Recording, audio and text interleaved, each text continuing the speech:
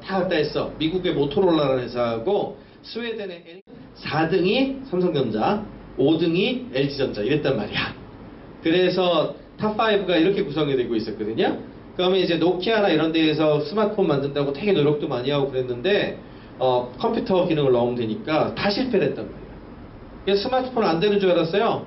스마트폰 안 되는 줄 알았더니 갑자기 2007년에 애플이 사실은 첫 번째 사이클에서 박살난 회사거든요.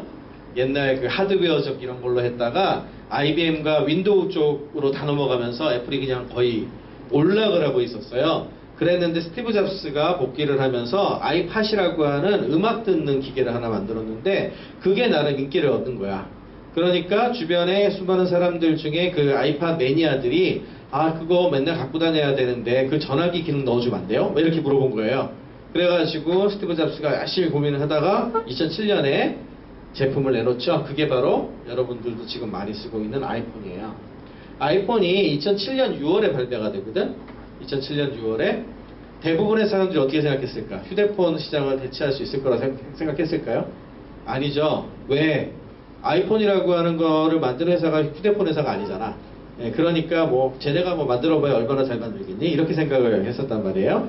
그리고 한국에 이제 이게 언제 들어오냐면 2009년 11월에 들어와요. 2009년 11월 나오고 나서 2년 6개월 뒤에 들어와요. 그러니까 좀 시간이 좀 걸렸죠. 그럼 얼마나 팔렸냐? 2007년에 엄청 팔린 것 같지만 136만 대 팔았어요.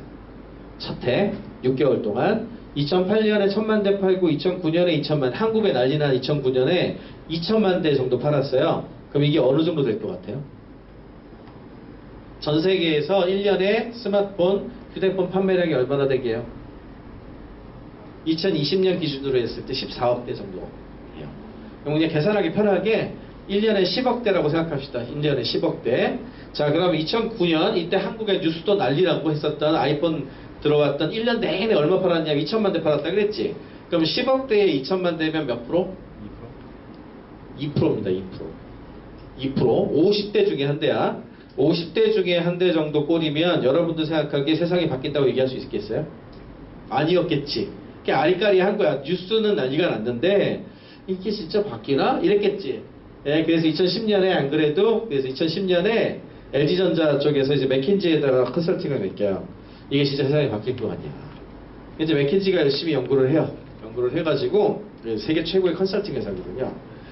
데이터를 내는데 어떻게 얘기를 했냐면은 니네들 지금 디자인 전략 그때 이제 LG전자가 삼성전자를 따라잡고 있었어요. 휴대폰에서 여러분들은 모를 텐데 어머니 아버님들은 다 아실 거예요. 초콜릿 폰 이런 거 있었고요. 프라다 폰이라고 있었어. 디자인을 엄청 예쁘게 잘해갖고 이 전화기를 갖고 삼성전자를 거의 잡았거든요. 그래서 역전될 것 같다는 얘기가 막 나오고 있었던 시절이야.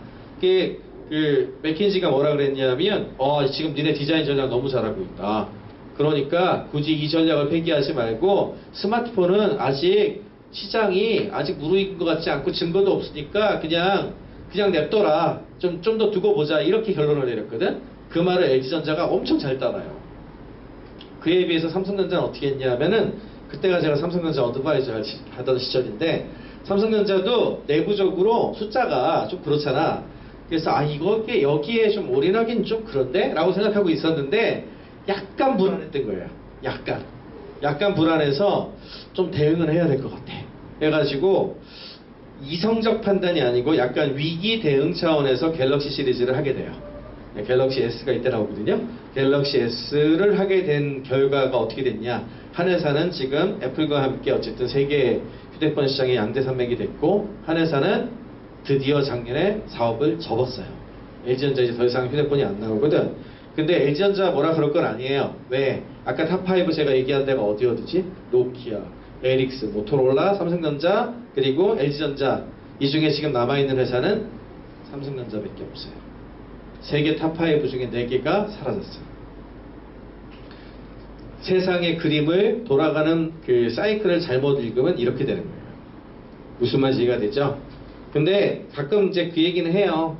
이 숫자를 보고서 2012년이 되면 1억 대가 넘어가고 안드로이드까지 포함하면 전체 시장이 한 30%를 차지하게 되거든요. 그럼 그때는 이미 보여요. 이제 모바일 세상 다 바꾸겠네. 완전 모바일 시대가 오겠구나. 그 감을 그때쯤이면 오겠죠. 그런데 아까 우리 본 건 이때 봤잖아. 이때 2010년 이거 세 개까지만 보고 지금 결론을 내렸어야 됐잖아요. 여러분들이 맥킨지 컨설턴트라면 그렇게 안 했을 것 같아요. 다 비슷하지. 우리 이거 뒤에 걸 보고 있으니까 그렇게 결정을 했지. 아마 요것만 봤으면 이건 아직은 아닌 것 같으니까 뭐 좀 더 기다려보죠 이랬을지 몰라.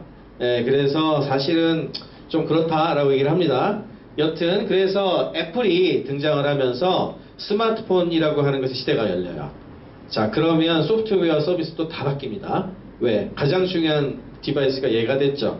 스마트폰이 됐어요. 지금 PC보다 스마트폰이 훨씬 중요하잖아요, 여러분들. 자, 그러면 이거 갖고 워드, 파워포인트, 엑셀 하는 사람 없지. 없죠.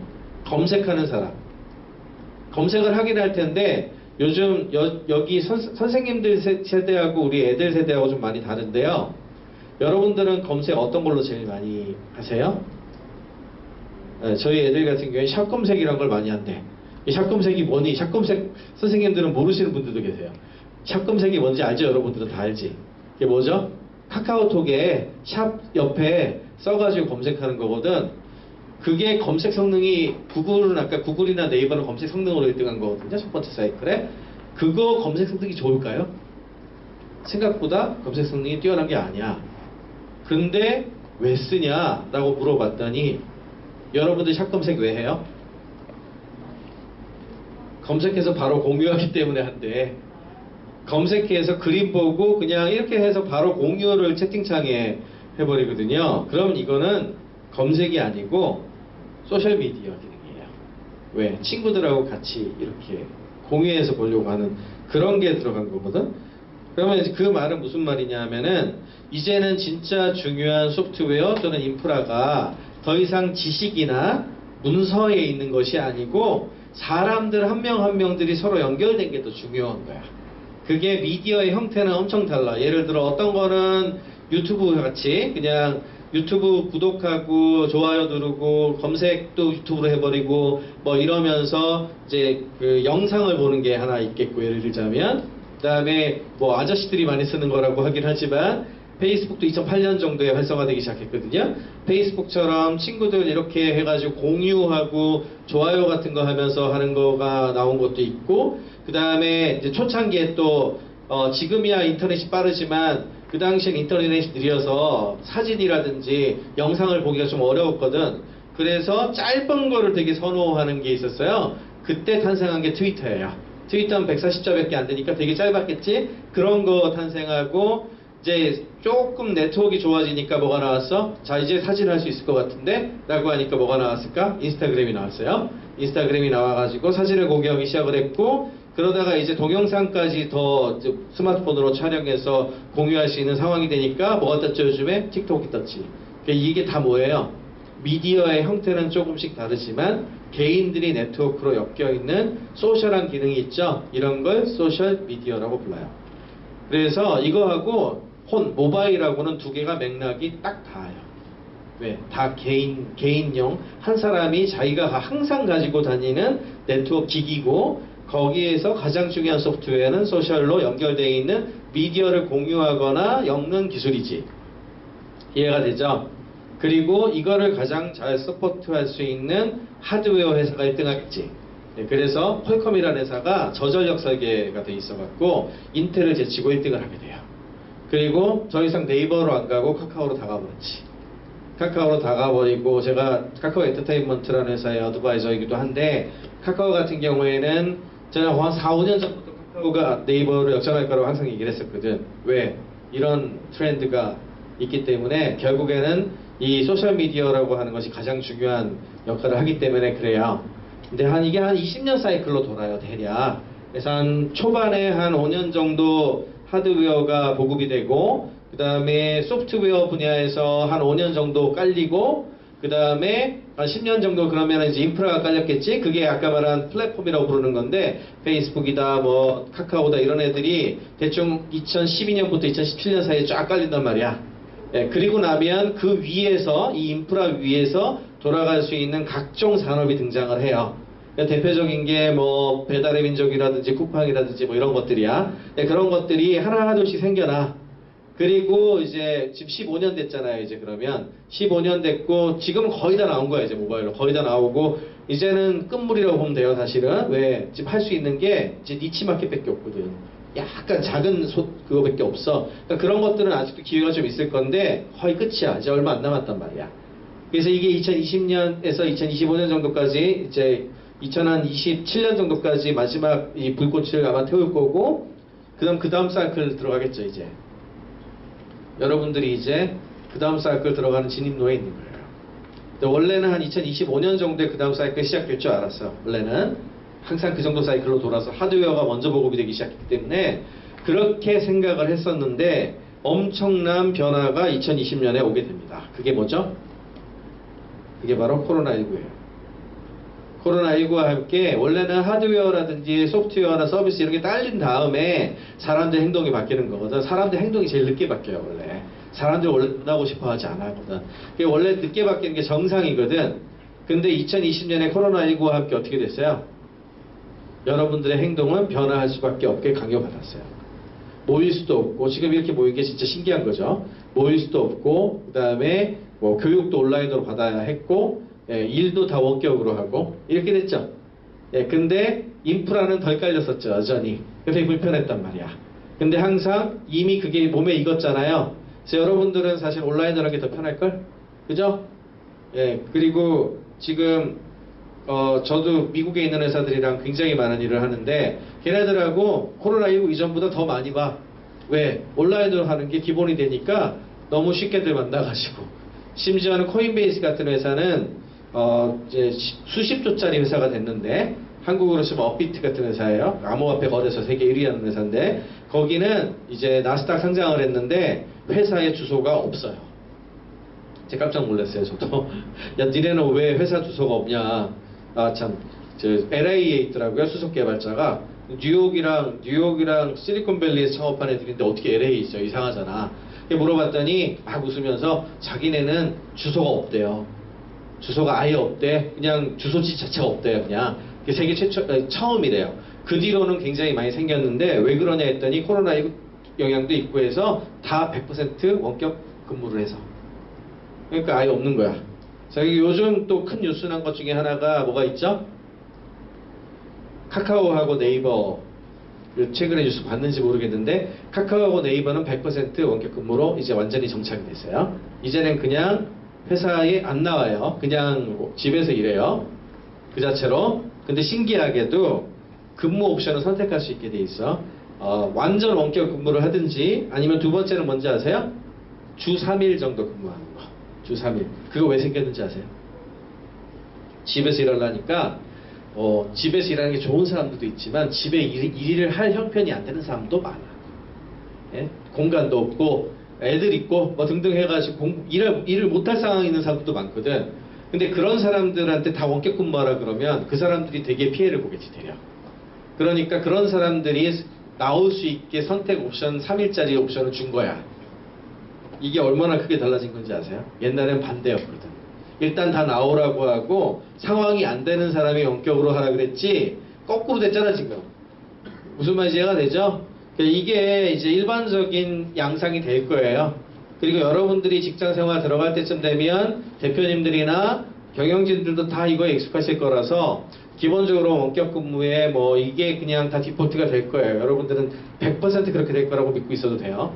이렇게 되면 한 가지 일만 하진 않을 거예요. 아마 여러 가지 일을 하게 될 거고 원격 근무를 하게 되면 뭐가 중요한지 아세요? 출결보다 일의 성과가 중요하지. 그래서 일의 성과를 측정하는 게 굉장히 중요해져요. 이렇게 되면. 그래서 본인의 능력을 아마 측정하는 형태로 가게 될 거예요. 이해가 돼요? 그러니까 이런 게 세 번째 물결의 시작인데 일단은 아까 말한 그런 물결하고는 좀 다르게 하드웨어라든지 소프트웨어 같은 것들이 깔리지 않고 코로나19 때문에 일단 있는 것 갖고 해보자 라고 하는 걸로 시작이 된 거야. 이해가 되죠?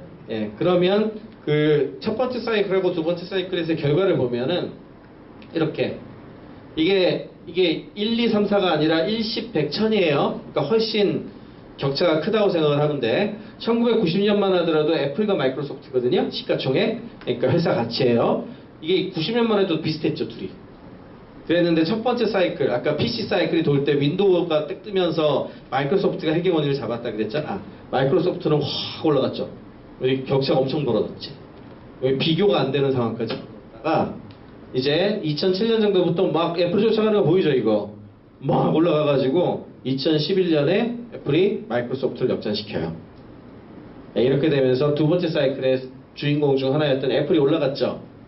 그래서 지금까지도 애플이 1등이죠. 세계 1위 하는 어떤 그런 회사가 됐는데, 여러분들은 잘 모를 수 있는데 놀랍게도 최근에 작년 말부터 마이크로소프트하고 애플의 시가총액이 뒤집히는 일이 가끔 나와요. 둘이 비슷해졌어. 그리고 마이크로소프트가 더 위로 올라오는 일도 되게 많거든요, 요즘에. 그게 왜 그럴까? 놀랍게도 매출액이나 또는 이익 같은 거는 아직도 애플이 마이크로소프트보다 3배, 4배 더 많거든요. 근데 어떻게 이렇게 됐을까요? 왜 그럴 것 같아요? 주식이라고 하는 거는 미래에 대한 가치를 반영해서 투자자들이 돈을 투자하는 거잖아. 마이크로소프트의 미래의 가치가 더 높다고 판단하는 사람이 많은 거지. 왜 그렇게 판단했을까? 앞으로 오게 될 세 번째 사이클에 마이크로소프트가 좀 더 잘할 것 같아라고 판단하기 때문에 그래요. 이해가 돼요? 네, 이런 거. 이건 인텔하고 퀄컴 차트인데 넘어갈게요. 전설 인텔이라는 회사가 세계 1위를 내놓는다는 건 상상도 못했단 말이야. 근데 뒤집히죠. 한번 사이클 잘못 보면 이렇게 되는 거예요. 대한민국의 커다란 회사라고 해서 여러분들 삼성전자가 안 망하는 법 없고요. 현대차가 안 망하는 법 없어. 지금의 네카르코에도 어떻게 될지 몰라. 항상 그 사이클이 돌 때에 이렇게 굉장히 많은 변화가 있단 말이에요. 그래서 이렇게 큰 맥락에서 봐야 돼요. 지금 그러면 이제 세븐테크라고 부르는 이제 세 번째 사이클이 대략 한 2020년부터 시작해서 약간 사이클이 20년까지 안 갈 것 같아요. 지금 분위기가. 왜냐하면은 코로나19와 함께 너무 디지털 트랜스포메이션이 빨리 돼가지고 다들 받아들일 준비가 너무 빨리 돼서 20년까지 안 가고 한 15년 정도면 사이클 완료될 것 같거든요. 그럼 대략 한 2035년 정도면 거의 정리가 될 거라 생각하면 돼요. 이미 2020년에 시작했거든. 그러면 이런 앞으로 한 15년 동안 이 세 번째 사이클을 주도할 것들이 뭔지를 대략적으로 파악하는 게 되게 중요하겠죠. 네. 목록 정도를 여러분들이 알고 있어야 되고 큰 그림을 그릴 줄 알아야 돼. 큰 그림을 그리고 이 모두가 연결되어 있어요. 모두가 연결되어 있는 걸 이해를 하면 그 다음에 추가적으로 더 깊이 자기가 좀 더 관심 있는 거에 깊이 공부를 할 수 있는 그런 계기가 될 거예요. 자, 하나씩 볼게요. 일단 첫 번째는 클라우드 컴퓨팅 이야기를 많이 해요. 왜냐하면 우리가 SOC란 말 들어봤어요? SOC가 우리말로 하면 사회 간접 자본이라고 부르죠. 사회 간접 자본이라고 부르는 SOC의 가장 대표적인 게 뭐가 있지? 고속도로, 철도 이런 게 이제 아니면 발전소 이런 게 이제 대표적인 SOC란 말이에요. 이 SOC는 다 뭐죠? 물리적인 아까 제조업 기반의 SOC야. 왜 트럭이 가야 되고 철도가 가야지 물건과 사람을 옮길 거 아니야. 네? 그래서 그게 없으면 그 나라는 발전을 못하지. 그래서 국가가 돈을 들여가지고 세금을 집어넣어서 만든단 말이에요. 이해가 되시죠? 자, 근데 아까 뭐라 그랬어요? 거의 모든 게 디지털 중심으로 돌아가기 시작을 했잖아, 지금. 자, 그러면 디지털 세계에도 SOC를 깔아야 되겠지. 디지털 세계에 SOC를 깔아서 그걸 가장 잘 공급하는 기업과 회사와 플랫폼이 굉장히 중요해지겠죠. 날이 가면 갈수록 디지털 세계의 크기가 커질 테니까 그게 바로 클라우드 컴퓨팅이에요.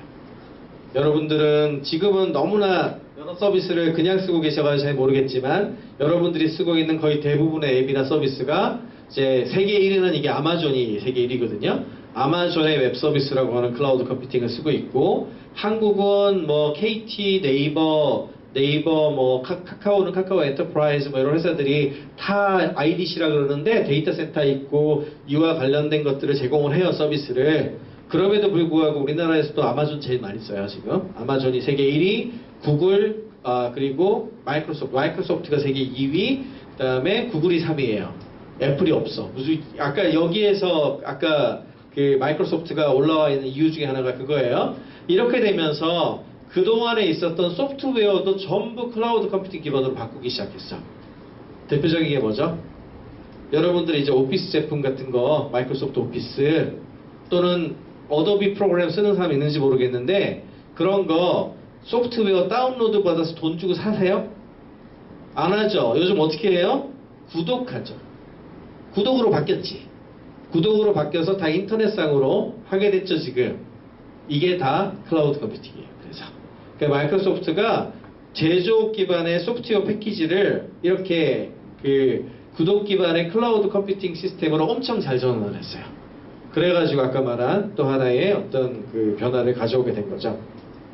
이 위에 모바일도 올라갈 수 있고 뭐 데이터베이스도 올라가고 여러 가지 올라가요. 그래서 클라우드 컴퓨팅이 이제 아까 말한 7가지 세븐테크 중에 인프라에 해당하는 걸로 여러분들이 중요하다라고 이 용어 정도는 다 알고 계셔야 돼요. 그래서 두 번째 혹시 이게 뭔 것 같아요?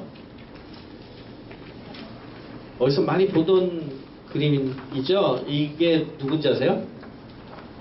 이거 정답이 나와. 지금 개봉도 했는데 이거 뭐예요? 이게 토르 영화에 나오는 건데 혹시 그 토르의 그 세계관 아세요? 토르의 세계관이 그게 북유럽 신화인데 북유럽 신화에 그 9개의 그 이그드라실이라는 나무가 있고 거기에 9개의 월드가 막 있는데 토르가 보면 토르가 지금 사는 데가 어디예요?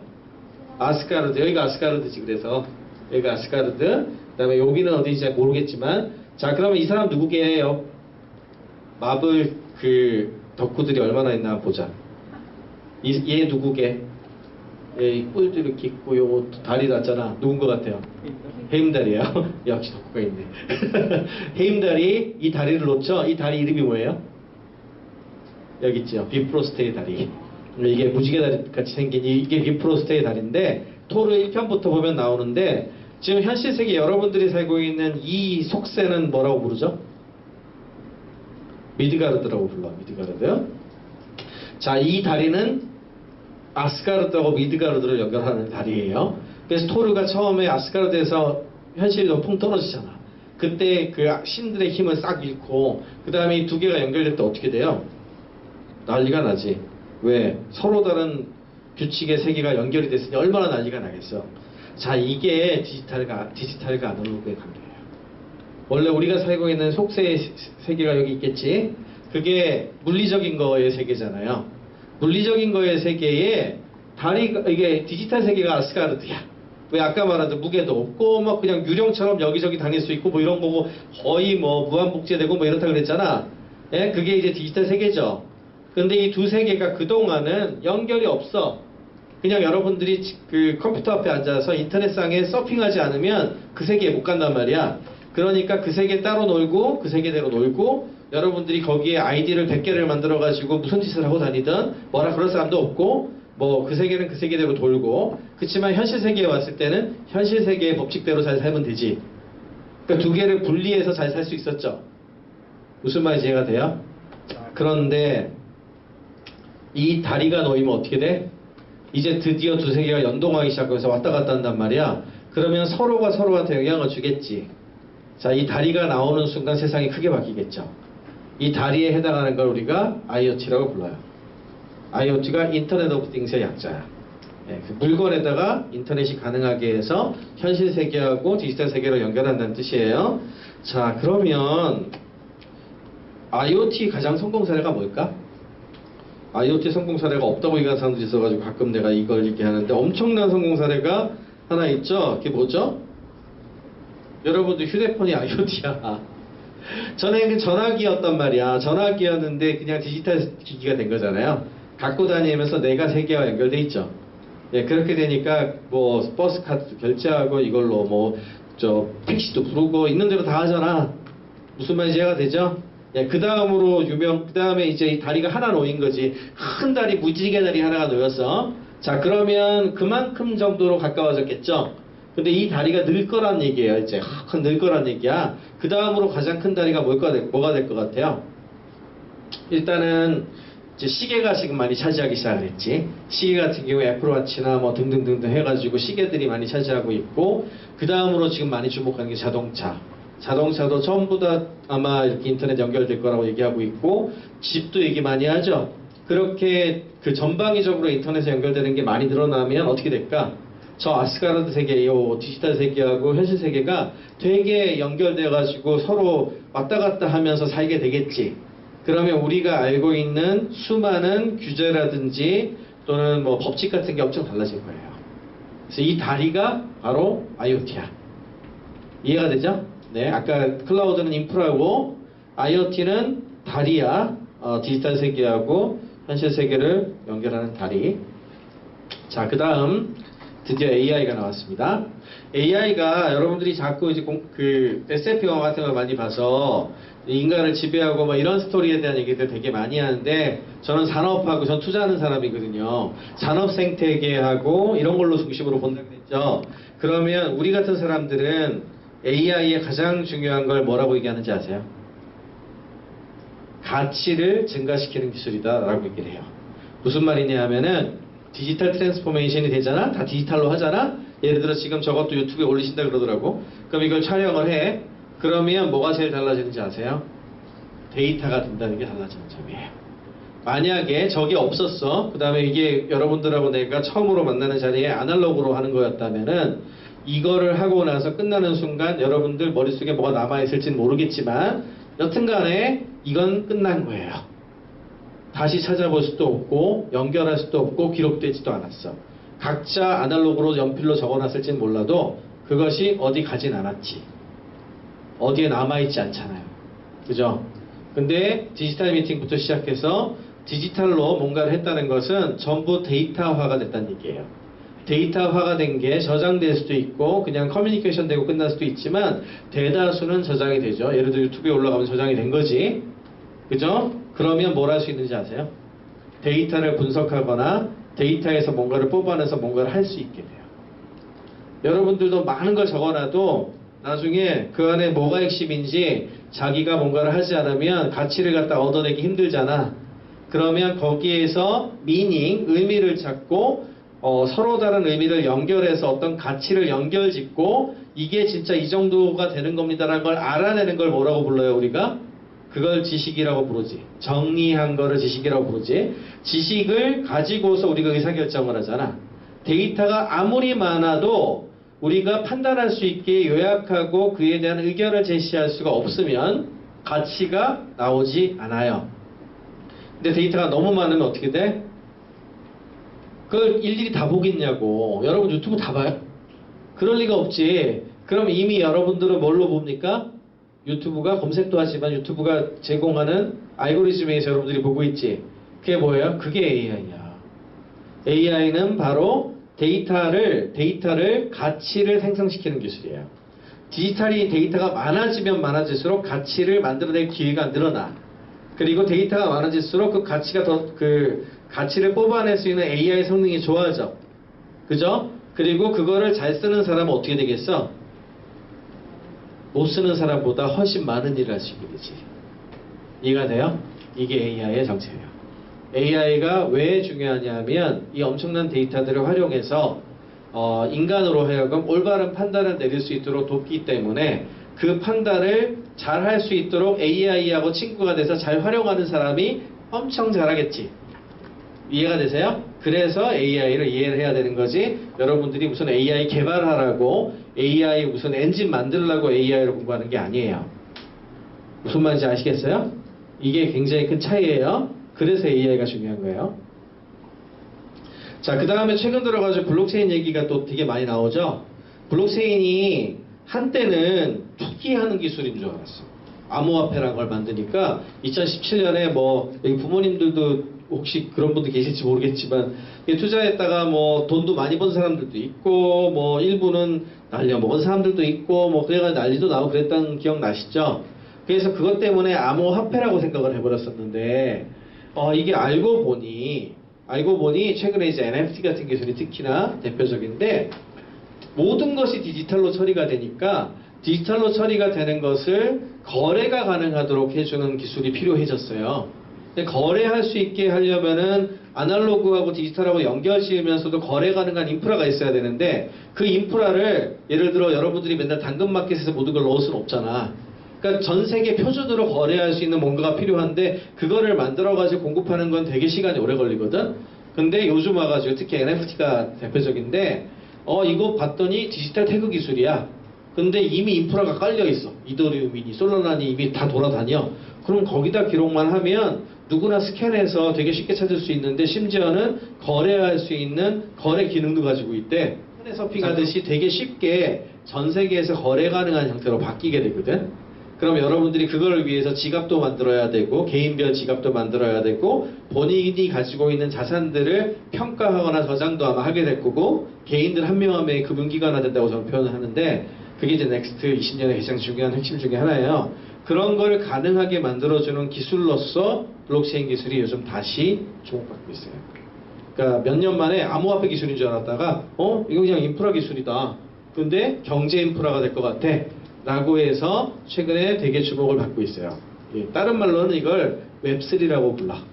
들어봤는지 모르겠는데 웹1, 웹2를 거쳐서 웹3라는 표현을 쓰기도 해요. 그거는 이제 인터넷 또는 웹 쪽의 역사를 좋아하시는 분들은 웹3, 웹 3.0이라고 표현을 하고, 조금 더 이제 블록체인 쪽 기술 좋아하시는 분은 여전히 블록체인 기술이다, 뭐 NFT다 이렇게 표현하고, 그 약간의 그 용어 차이는 있지만 맥락은 똑같아요.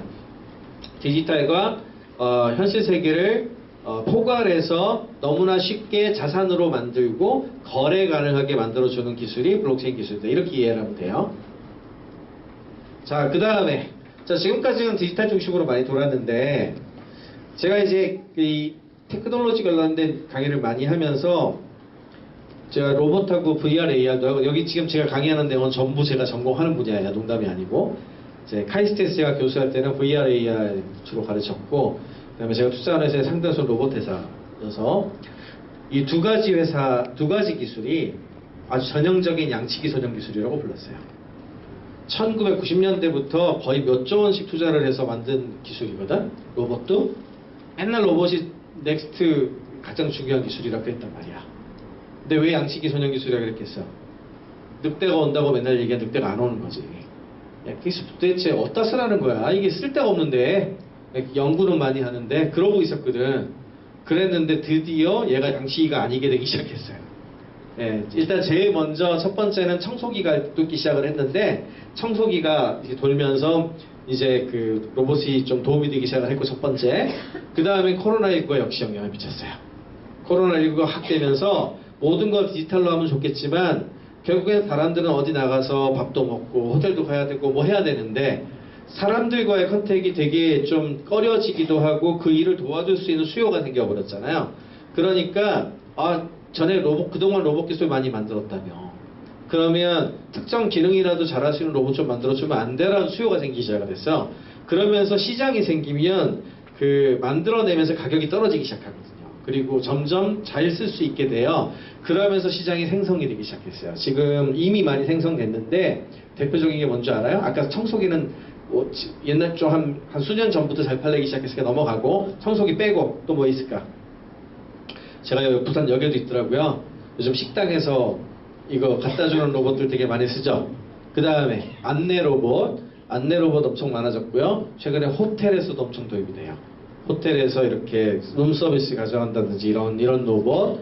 그 다음에 뭐 딜리버리, 그 배송수 엄청 커질 거라고 보고 있고, 배송 로봇 이런 식으로. 그 다음에 나중에 병원에서 간호사들이 밤에 이렇게 바이탈 체크하고 이렇게 되게 좀 고된 일인데, 그런 거를 해주는 걸 도와주는 병동 로봇도 되게 많이 보급될 거라고 지금 보고 있는데, 그렇게 드디어 양치기 소년 기술을 넘어서서 현실 세계에서도 디지털 기술이 접목돼서 움직이게 하는 용도로 로봇도 다시 주목을 받기 시작을 했어요.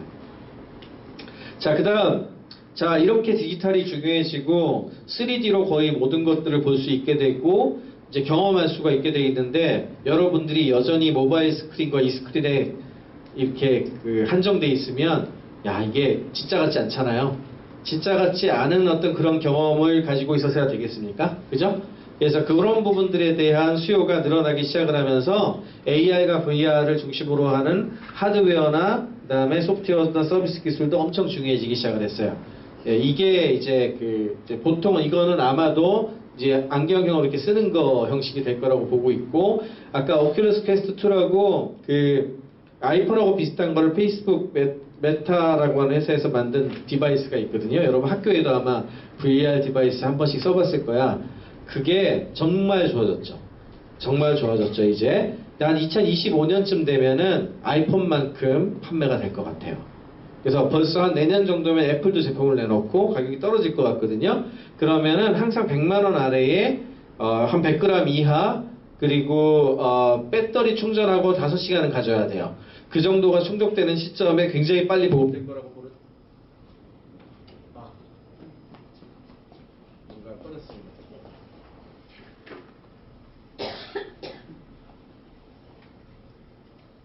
들리나요? 네. 그런 시기가 되면 그때 크게 보급되거든요. 근데 지금 예를 들어 오큘러 퀘스트 2가 성능은 좋아요. 이미 성능이 상당히 좋아서 정말 진짜처럼 보이는데 2시간밖에 안 가. 그리고 무거워. 그래서 목 아파. 그러니까 이런 거는 해결이 돼야 되겠지. 그게 해결되는데 아마 한 대충 2025년이면 해결될 걸로 봐요. 그러면 또 하드웨어나 서비스나 제품 측면에서도 큰 변화가 나타나기 시작하겠죠. 그래서 이것도 제가 양치기 선형 기술 2 중에 양치기 선형 기술 2라고 부르거든. 제가 카이스트에서 이제 UVR 랩을 언제부터 학생들한테 가르치고 했냐, 2012년 정도란 말이에요. 10년 전. 10년 전부터 이 시대가 올 거라 그랬다고. 그리고 2013년 정도부터 그 시제품 같은 게 나오기 시작을 했거든요. 그랬는데 10년 동안 그런 시대가 온다 그랬는데 계속 양식이었지. 왜? 쓸만한 제품이 안 나와서.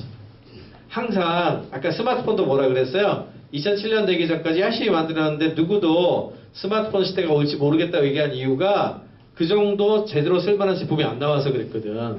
아이폰 등장과 함께 이렇게 된 거란 말이야. 그러니까 그게 언제 올지 사실 잘 몰라요, 원래.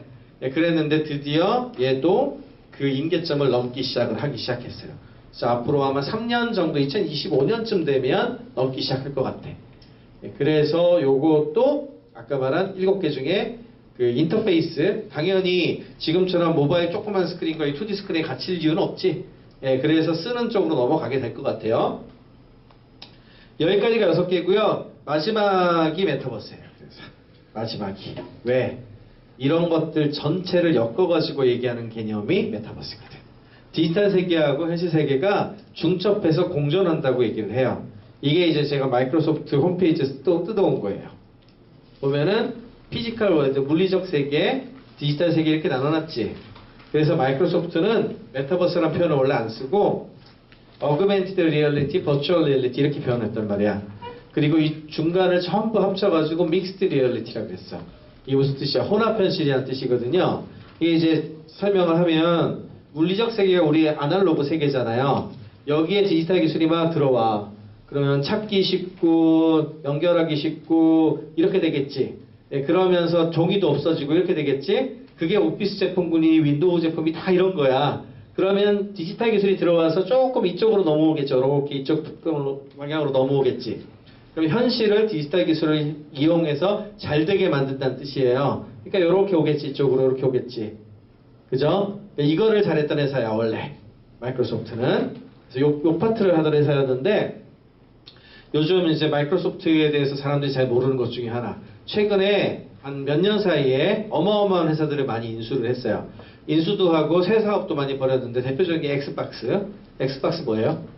게임기 마이크로소프트가 만들죠? 그 다음에 요즘 엑스박스 패스라 그래가지고 게임 그 플랫폼 이거 하는 것도 하죠. 그리고 사람들이 잘 모르는 거 마인크래프트라는 소프트웨어 아시죠? 마인크래프트를 만든 모장이라는 회사를 마이크로소프트가 인수를 했어요. 마인크래프트가 이제 마이크로소프트 거야. 그래서 그리고 가장 최근에는 어떤 회사를 인수했죠? 액티비전 블리자드. 뭐 만드는 회사예요? 스타크래프트, 워크래프트, 뭐 월드 오브 워크래프트, 디아블로 이런 거 만드는 회사거든요. 그 회사를 인수를 했어. 이게 뭐예요, 다? 디지털 월드라고 하는 것은 옛날부터 있었어요. 무슨 얘기야? 게임이잖아요. 게임을 다만 정도가 달랐을 뿐이야. 제가 학교 다닐 때는 초등학교 때 이럴 때는 8비트 게임 혹시 주먹왕 랄프 이런 거 아세요? 그 영화 보면 도트로 막 해서 막 뚱뚱뚱 하는 그런 오락실 게임들 지금도 뭐 아주 8비트 게임들 있죠? 그거를 50원짜리 동전 넣고 했단 말이에요 옛날에. 그 오락실이랑 PC방처럼 있었어요. 그러면 이제 제가 학교 다닐 때 거기 가가지고 50원짜리 동전을 심지어 엄마 지갑에서 갖고 와가지고 막 이렇게 집어넣고 이렇게 플레이하고 그랬단 말이에요. 그런 세계가 디지털 월드가 있었겠지. 근데 하루에 플레이 해봐야 한 1, 20분 정도밖에 못했겠죠. 그죠? 그때부터 그런 디지털 세계에 들어가는 꿈들을 꿨단 말이야. 트로니니 뭐 이런 영화도 나오고 그랬어요. 지금은 완전히 다른 영화들이 더 나오지만. 그러니까 이 디지털 세계는 아주 옛날부터 존재하던 거야. 그래서 여전히 게임 쪽에 있던 사람들은 그 옛날부터 있던 얘기인데 왜 또 하냐 이런단 말이야. 무슨 말인지 이해가 되죠? 근데 이게 확실히 달라진 거는 시간이 지나니까 흑백이던 게 칼라가 되기 시작했고, 첫째.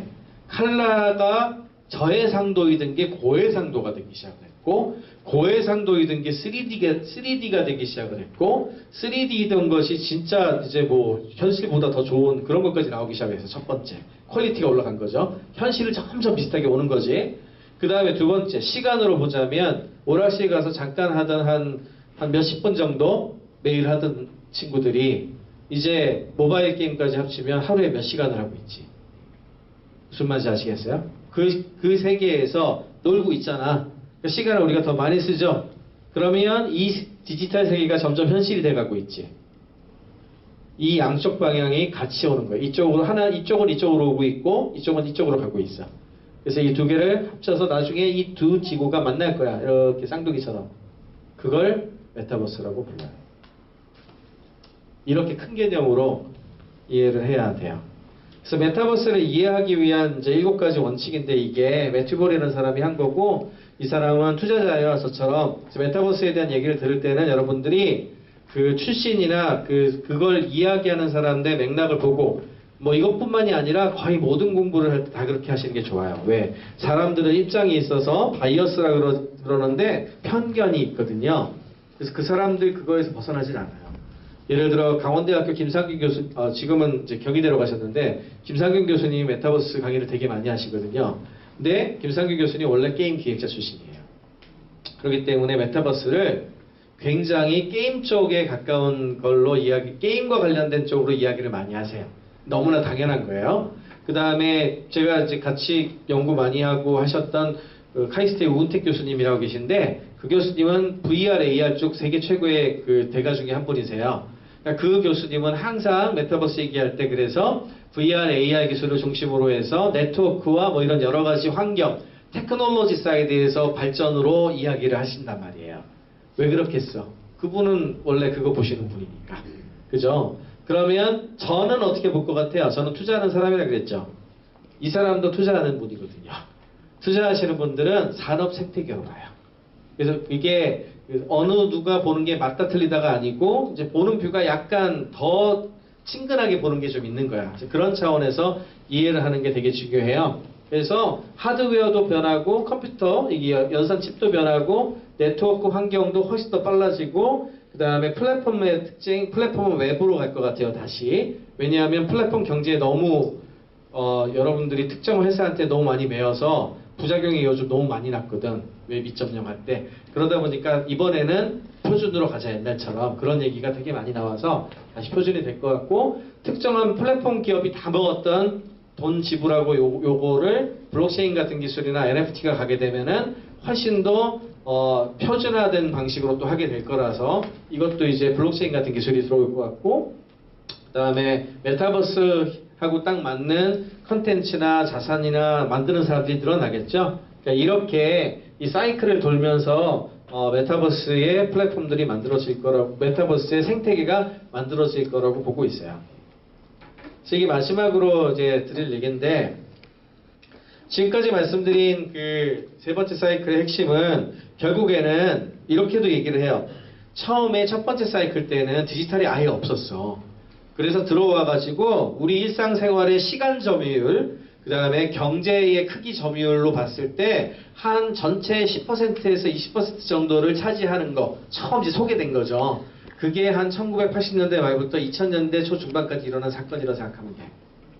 자, 모바일이 오면서 어떻게 됐냐면, 모바일이 오면서 15년 동안 시간으로 보나 경제의 규모로 보나 이제 거의 디지털과 아날로그가, 특히 선진국의 경우에는 반반 정도 온 것 같아. 절반 정도 디지털, 절반 정도 아날로그, 이런 느낌으로 지난 한 20년이 만들어진 거라고 생각을 하면 돼요.